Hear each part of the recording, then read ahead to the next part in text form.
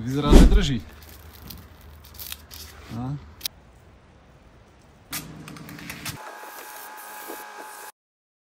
Robíme otrhový test po zhruba 2 hodinách. Mohli sme aj stabilnejší polystyrén dať, styrodúr, ale... Vyzerá, že drží. A. Trápiš sa.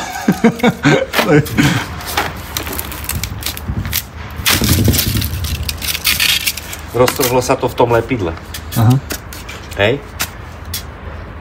Čiže ak sa to, tá OSB doska potom prišrobuje so samorazkami, neexistuje, drží to aj na tom špinavom podklade, sa dá povedať. Len teda treba to pozametať poriadne, po prípade s priemyselným vysávačom povysávať. Hej? A môžeš tam potom nalepiť tú OSB dosku a hneď ju prišrobovať. Super. Lebo teraz, keď som to oddelil, hej, roztrhol, tak roztrhlo sa to samozrejme v tom polyuretánovom lepidle. Čiže